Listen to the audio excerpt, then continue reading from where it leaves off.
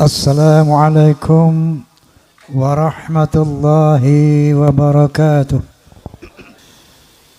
Hadirin, baik, saya ingin cerita saja bagaimana kronologi sehingga sampai saya kepada satu keyakinan hakul yakin bahwa Ba'alawi bukan keturunan Nabi Sallallahu Alaihi Wasallam.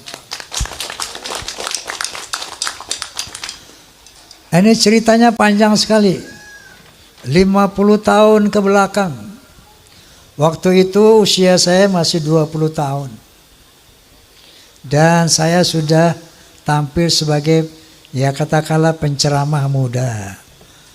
Saat itu adalah satu majelis ta'lim di Masjid Ar-Rahmah, Tebet Timur, Jakarta Selatan.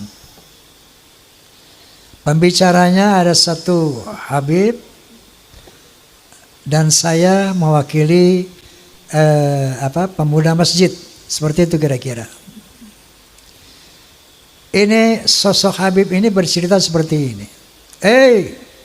Kalau ada Habib yang berzina, yang mabuk-mabukan, yang berjudi, mencuri, jangan kata apa-apa. Nah, ini Habib orang Betawi memang. Kalau bahasa Jawa jangan kata apa-apa, ojo muni apa-apa ngono. Menengai. Kenapa? Mereka adalah cucu Rasulullah. Mereka itu ahli surga. Rasulullah sallallahu alaihi wasallam pemegang kunci surga. Tentunya setelah beliau masuk, pasti yang diutamakan adalah keluarganya, keturunannya. Maka ketika ada Habib yang melakukan kemaksiatan tadi, jangan kata apa-apa, menengai, ojo ngomong apa-apa. Ngoten. Ini saya saat itu merasa tersentak. Ketika saya giliran naik, saya katakan, Beb, alafu Beb, anak koreksi ente. Itu antum bilang tadi bahwa keturunan Nabi pasti masuk surga walaupun maksiat seperti apapun. Qala ta'ala, a'udzu billahi minasyaitonir rajim. Bismillahirrahmanirrahim. Ya ayuhan nas, inna khalaqnakum min dzakari wa untha wa ja'alnakum syu'uban wa qabaila lita'arafu inna akramakum 'indallahi atqakum. Shadaqallahul azim. Beb, Allah Subhanahu wa taala berfirman, wahai manusia, aku telah menciptakan kalian dari seorang laki-laki dan perempuan. Dari sana aku jadikan kamu berbangsa-bangsa. Dari bangsa-bangsa itu aku jadikanmu bersuku-suku. Seperti contohnya Indonesia. Bangsa Indonesia sukunya ada kurang lebih 700 apa pinter. Ada Sunda, ada Jawa, Aceh, Padang, Batak, dan banyak lagi yang lainnya. Kenapa nggih? Lita'arafu, saling mengenallah. Lita'arafu, saling menghormatilah. Inna akramakum 'indallah atqakum. Sesungguhnya ketinggian derajatmu di sisi Allah adalah takwamu. Bukan dari mana bangsamu, bukan dari siapa keturunanmu. Nabi sallallahu alaihi wasallam menyambut firman ini dengan menyatakan, la fadla li'arabiyyin 'ala ajamiyyin illa bitaqwa. Tidak ada kelebihan bangsa Arab dari yang bukan Arab kecuali takwa.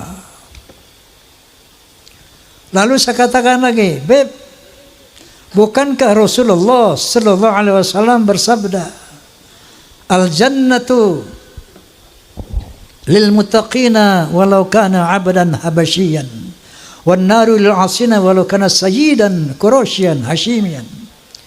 Surga itu untuk orang-orang yang bertakwa walaupun dia budak dari bangsa Habsyi.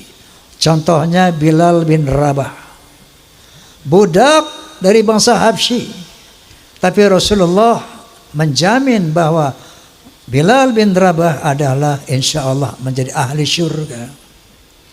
Sementara orang neraka adalah tempat orang maksiat walaupun dia dari Sayyid Quraisy Bani Hashim. Ini yang saya utarakan saat itu. Bahkan Rasulullah SAW bersabda, "Lau anna Fatimah bint Muhammadin saraqat laqatta'tu yadaha." Seandainya Fatimah binti Muhammad mencuri, aku sendiri akan memotong tangannya.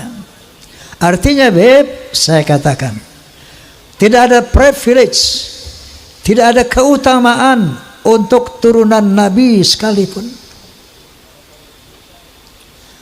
Rasulullah pernah mengadakan halaqah dengan para sahabat. Beliau bercerita, aku rindu kepada sampai sambil meneteskan air mata. Aku rindu dengan saudara-saudaraku. Aku rindu dengan saudara-saudaraku. Para beruntung, lebih beruntung, lebih beruntung, orang beruntung, lebih beruntung, lebih beruntung orang yang tidak pernah bertemu aku, enggak pernah melihat aku, tapi dia beriman kepadaku. Mereka itulah saudara-saudaraku. Allahumma sholli ala Muhammad. Kalau kita ini 1500 tahun kurang lebih enggak pernah jumpa Nabi, enggak pernah melihat Nabi, tapi kita beriman kepada Nabi, itulah saudara-saudara Nabi. Makanya ketika Rasulullah di akhir hayatnya, dia tidak memanggil keturunannya ya dzurriyyati, yang dipanggil dia ummati, ya ummati. Islam dinul khalis. Islam adalah agama yang lurus. Rasulullah SAW adalah tokoh yang demokratis, bukan tokoh yang nepotis, bukan tokoh yang pokoknya nanti semua keturunanku, keluargaku harus masuk surga apapun kesalahannya. Lah, inilah al-Islam. Itulah sosok kepribadian Rasulullah Sallallahu Alaihi Wasallam. Setelah saya ngomong begitu, ini 50 tahun yang lalu, hebohlah satu masjid itu. Besoknya saya dipanggil oleh Habib Sepuh, Bang Haji, ente ngomong apa kemarin? Sampai ramai itu orang-orang di masjid. Saya bilang, saya ceritakanlah. Ada Habib ngomong begini, Beb. Saya bilang, qala ta'ala, qala Rasulullah, bla bla bla. Mohon petunjuk, Beb, saya bilang. Apa yang Anda sampaikan itu benar. Apa yang Anda sampaikan itu tidak salah. Tapi saya mohon jangan ulangi lagi kata-kata seperti itu. Kenapa? Karena itu akan merusak ukhuwah Islamiyah. Sejak saat itu saya pendam dalam perut. Saya melihat berbagai macam arogansi, kemungkaran yang dilakukan Habib. Saya nggak mau bunyi lagi. Saking taatnya saya kepada Habib Sepuh tadi. 50 tahun saya tahan itu.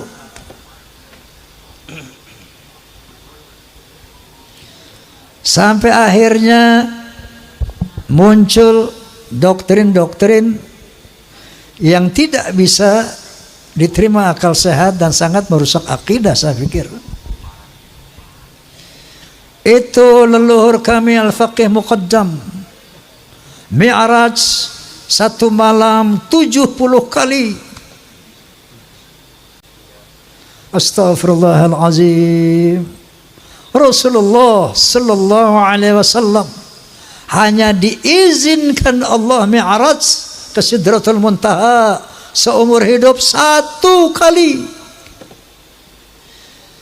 Ketika ada orang mengatakan bahwa moyang kami bisa mi'raj 1 malam 70 kali, ini telah merendahkan Rasulullah, telah menghina Rasulullah sallallahu alaihi wasallam.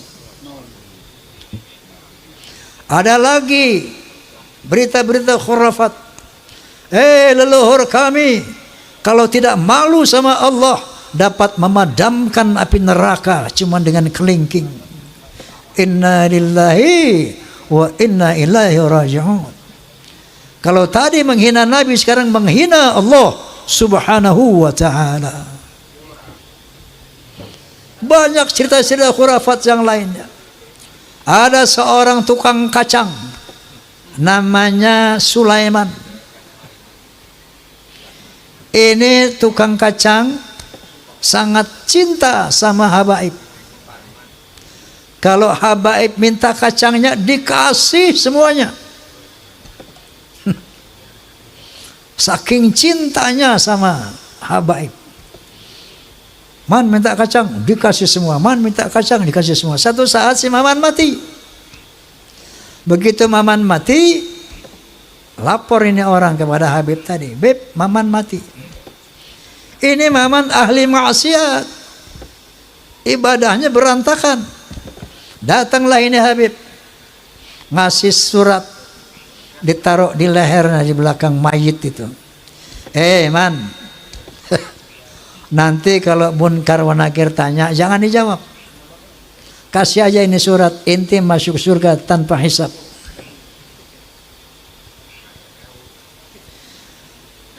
Banyak lagi cerita seperti itu.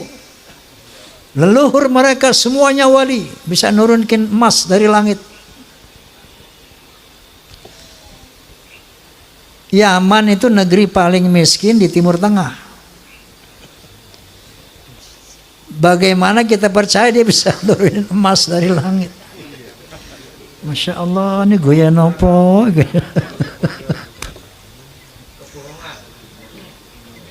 Banyak khurafat-khurafat yang mengajarkan. Ya.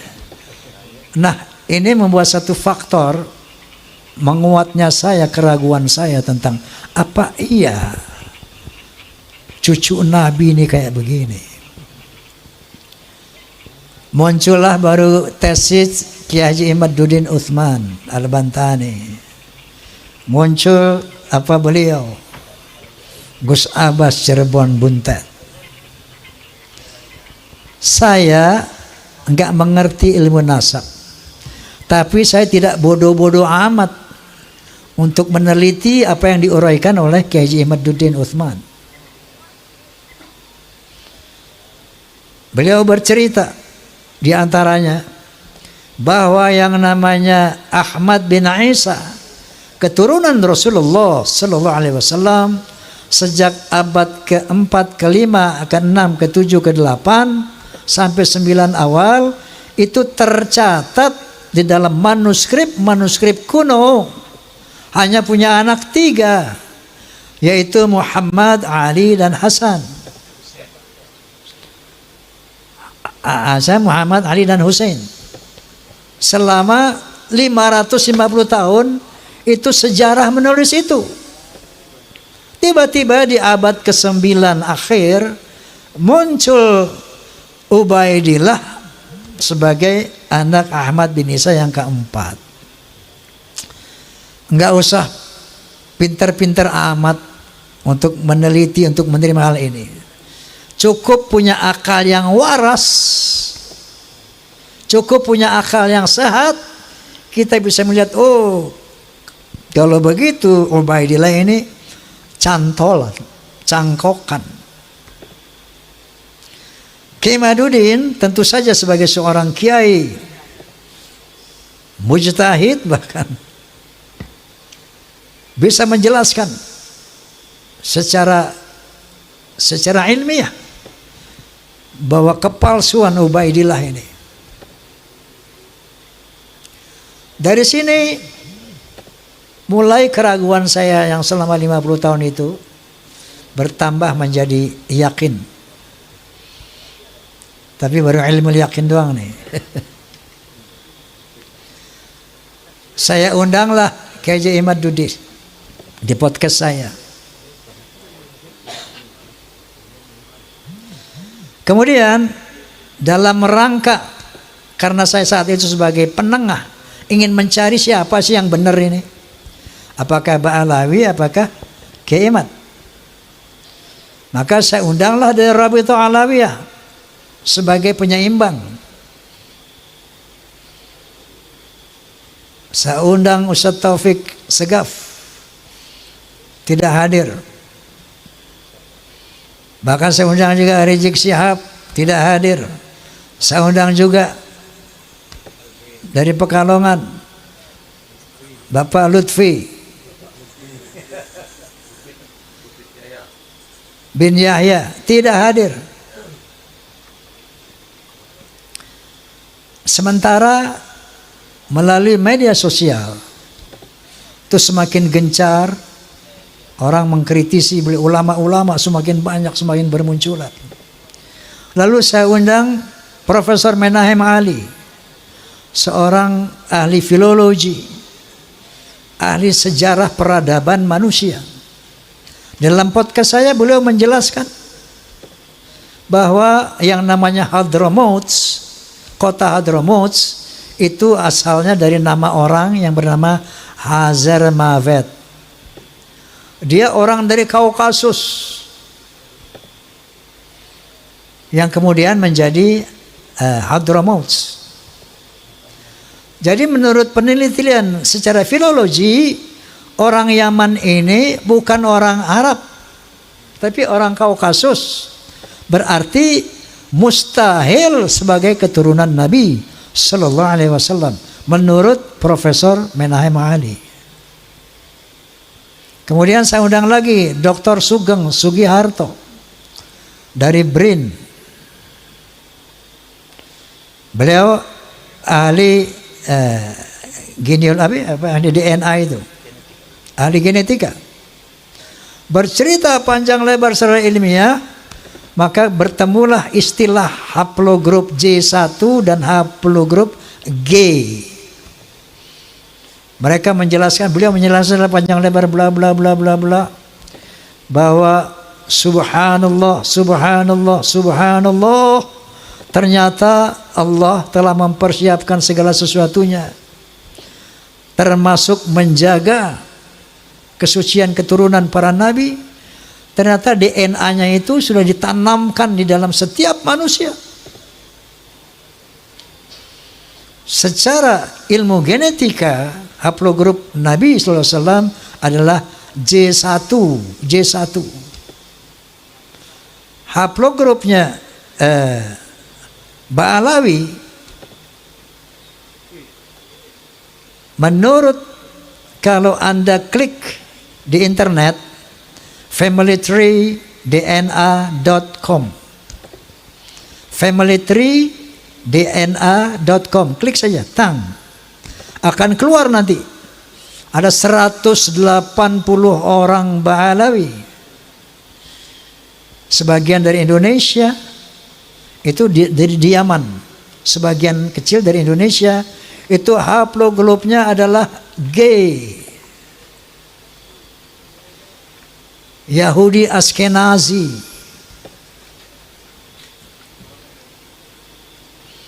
Nah, dari 3 disiplin ilmu ini, menurut sejarah, menurut ilmu nasab, menurut ilmu filologi, menurut ilmu DNA, maka muncullah hakul yakin bahwa Ba'alawi bukan keturunan Nabi Sallallahu Alaihi Wasallam. Lalu di counter itu Roma Irama, menurut Gus Romel ini pembela Ba'alawi. Kita bisa lihat di medsos.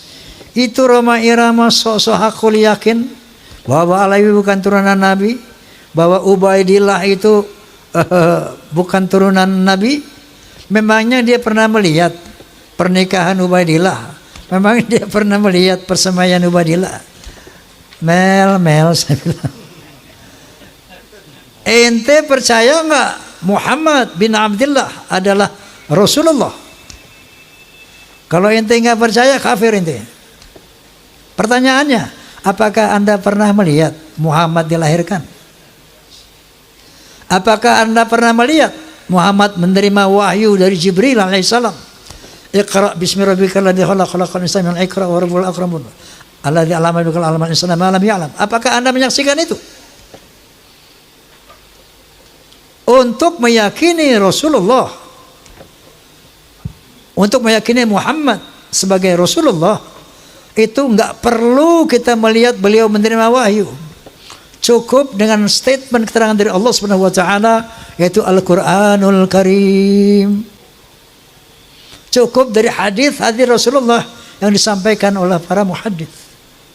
Begitu juga keyakinan kita bahwa Ba'alawi bukan keturunan Nabi, Ubaidillah bukan keturunan Nabi. Cukup dengan ilmu-ilmu tiga ilmu tadi. Nah, dia tanya, bagaimana Roma Irama yakin? Saya katakan satu contoh. Saya yakin kepada Allah Subhanahu wa taala tentang eksistensinya sebagai Tuhan, eksistensinya yang serba maha, itu dengan dua hal. Pertama, ayat qauliyah Al-Quranul Karim. Yang kedua, ayat kauniyah, ciptaan Allah ini. Ayat qauliyahnya diantaranya firman Allah Subhanahu wa taala, innani anallah la ilaha illa ana fa'budni wa aqimis salata li dzikri. Sesungguhnya akulah Allah, tidak ada Tuhan selain aku, maka sembahlah aku dan tegakkanlah solat demi mengingatku. Itu satu, saya bilang. Banyak lagi surat Ayatul Kursi, banyak lagi sebagai ayat-ayat qauliyah firman Allah Subhanahu wa taala. Yang kedua, ayat kauniyah alam semesta ini.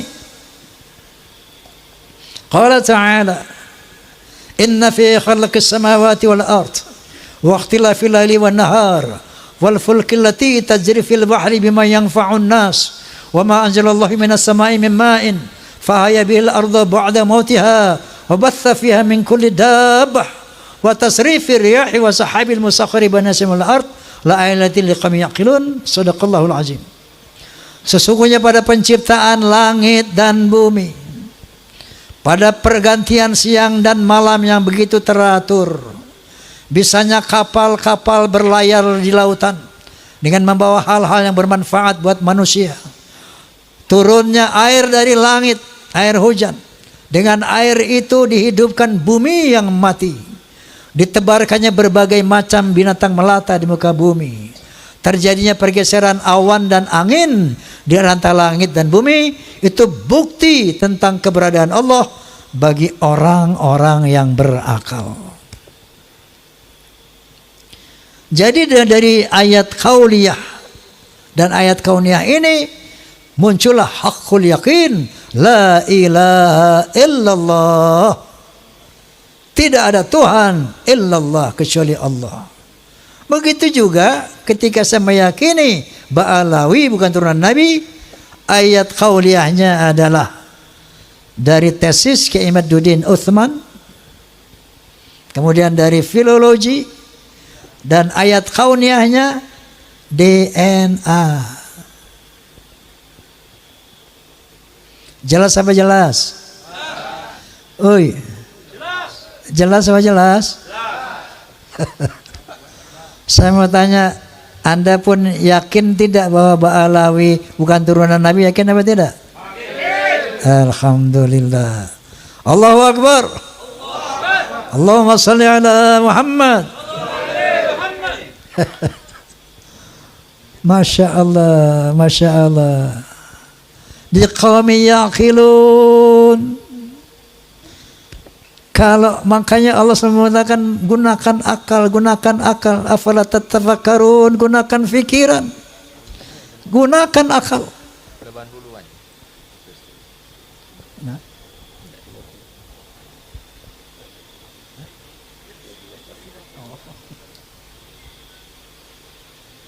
Nah, jadi tambahan lagi keyakinan saya itu dengan berbagai macam arogansi dan khurafat-khurafat yang tadi saya utarakan. Lengkap sudah hakul yakin saya. Nah, kemudian saya ingin berbagi pengalaman. Tempo hari saya dakwah di daerah Jambi, Sumatera Selatan. Tablighul Akbar. Itu kiai-kiai banyak mengatakan, Bang Haji, kami di belakang Bang Haji. Saya pengen sih dia di depan saya, bukan di belakang ya.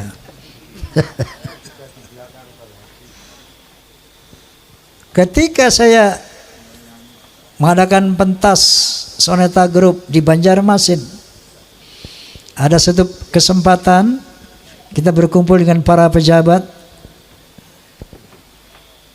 Salah satu pejabat daerah mengatakan, Bang Haji, saya yakin bahwa sebagian besar rakyat Indonesia sama dengan Bang Haji.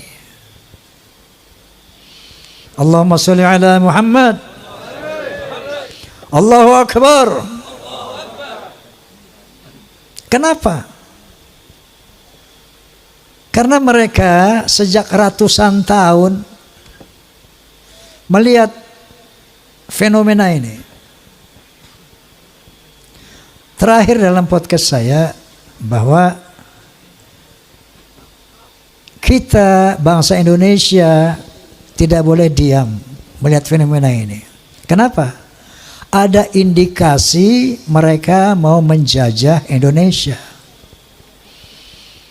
Indikasinya jelas sekali. Ada yang bagian memalsukan kuburan. Di mana-mana dibikin kuburan-kuburan palsu. Alhamdulillah, menurut keterangan beliau juga sudah banyak yang dibongkar. Ada kuburan-kuburan keramat seperti di Madura, kita lihat di YouTube. Sudah lama sebagai nama orang itu, tiba-tiba ditambah namanya menjadi ada ba'alwinya gitu. Asegaf. Yang paling trending yaitu KRT Sumo di Ningrat di Semarang, diganti namanya dengan Habib Hasan bin Toha bin Yahya. Kuburan-kuburan palsu, Masya Allah, seluruh Jawa, di Kalimantan banyak sekali ternyata. Ini ternyata strategi pertama untuk memberikan kesan kepada bangsa Indonesia bahwa itu lihat para habaib lah yang datang ke sini dan menjadikan orang-orang Islam ini, menjadikan orang ini menjadi Islam. Oleh karena itu Wali Songo pun diklaim sebagai Ba'alawi.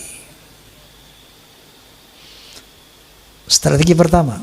Yang kedua, berita-berita khurafat, dongeng-dongeng khurafat. Untuk apa? Untuk menaklukkan hati umat Islam yang tidak berpikir. Ini yang namanya Ba'alawi, leluhurnya luar biasa, bisa hijrah Mi'raj 70 kali, bisa memadamkan api neraka yang nggak pakai akal. Itu sesuatu yang luar biasa dan dahsyat. Mereka pun menjadi takluk, tunduk, siap diperintah apapun. Tujuannya itu. Dan yang lainnya ada yang membuat provokasi-provokasi. Saya bersama rakyat, kita dengan rakyat. Jangan coba-coba ganggu rakyat. Seakan-akan berpihak kepada rakyat.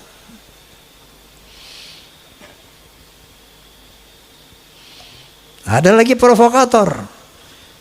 Asah golokmu, asah pedangmu, asah celuritmu.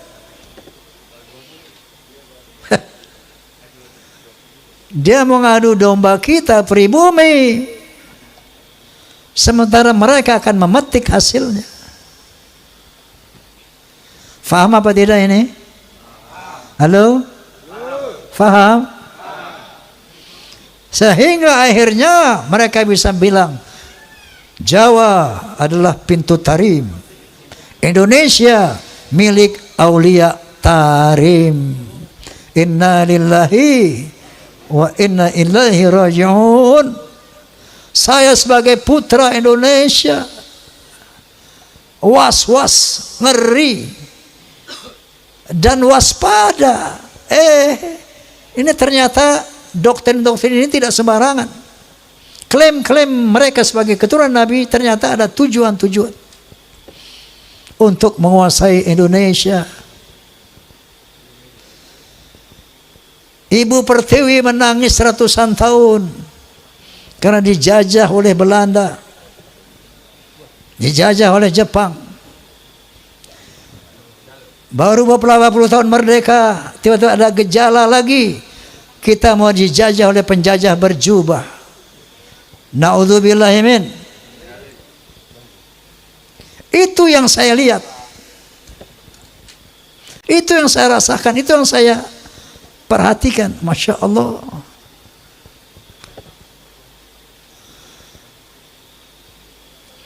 Saya tidak punya kepentingan, dan sering saya katakan, apapun yang saya ucapkan ini bukan berdasarkan kebencian, naudzubillah. Bukan berdasarkan saya punya kepentingan. Dasarnya qulil haqqa walau kana murra. Dasarnya adalah watawassaw bil haqq watawassaw bis sabr. Dasarnya adalah demi menyelamatkan akidah, jadi menyelamatkan Indonesia dari penjajahan dan perbudakan spiritual dan politik.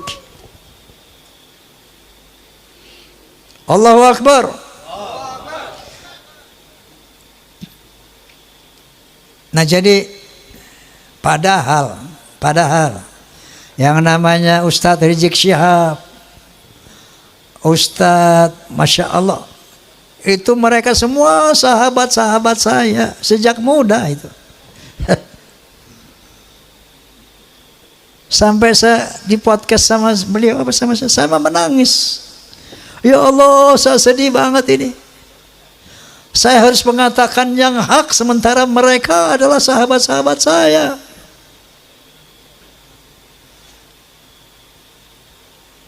Tapi kebenaran harus diutarakan. Sepedih apapun perasaan saya. Lalu saya katakan goalnya, satu, mari selamatkan akidah umat. Kedua, jaga Indonesia dari skenario yang terang benderang di media sosial. Terang benderang, Indonesia milik Aulia Tarim. Apakah kurang jelas ini? Halo? Apakah kurang jelas tujuan mereka?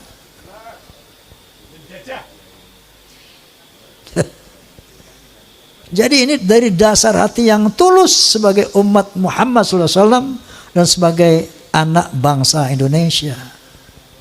Penjajahan perbudakan spiritual. Nah itu dengar ya kamu tuh, penjajahan perbudakan spiritual. Ngono loh. Tetapi karena kita sama-sama umat Islam, ini memang harus kita selesaikan. Ya. Namun goalnya nanti pertama tentu selamatkan Indonesia dari penjajahan mereka. Makanya saya sepakat dengan Gus Abbas, pemerintah harus turun tangan ini. Ini masalah bangsa, masalah NKRI. Harus turun tangan. Kalau enggak saya khawatir ini bisa perang saudara. Bukan antara Ba'alawi dan umat, bukan. Antara kita sama kita. Ba'alawi nonton. Betul nggak? Oleh karena itu, goalsnya nanti, ketika mereka dinyatakan bukan keturunan Nabi, tetap jaga ukhuwah Islamiyah. Wa'tasimu bihablillahi jami'an wa la tafarraqu. Tapi dalam kesetaraan. Bukan dia sebagai tuan, kita sebagai budak. No. Rekat ukhuwah Islamiyah dalam kesetaraan. Kita muliakan siapa yang berilmu. Yarfa'illahu alladhina amanu minkum walladhina utul ilma darajat. Kita muliakan siapapun yang berilmu. Tadi golongan mereka dari manapun. Dan kita muliakan orang-orang yang bertakwa. Tidak ada kemuliaan atas nasab, sebagaimana firman Allah Subhanahu wa taala, sebagaimana dinyatakan oleh Rasulullah sallallahu alaihi wasallam. Ini harus kita perbaiki sistem sosial antara Ba'alawi dan pribumi. Kalau mau sama-sama merekat ukhuwah Islamiyah dalam kesetaraan. Jangan kami putra bangsa menjadi budak-budak kalian, secara spiritual ataupun secara politik. Last but not least, Rasulullah SAW punya spesifikasi dibandingkan dari 124.000 nabi yang diturunkan Allah. Ada 313 Rasul. Semuanya misinya sama, untuk menyampaikan la ilaha illallah. Tapi ada spesifikasi Rasulullah. Di samping itu, beliau ditugaskan untuk membangun akhlak. Sebagaimana Nabi sallallahu alaihi wasallam bersabda, "Innama bu'ithu liutammima makarimal akhlaq."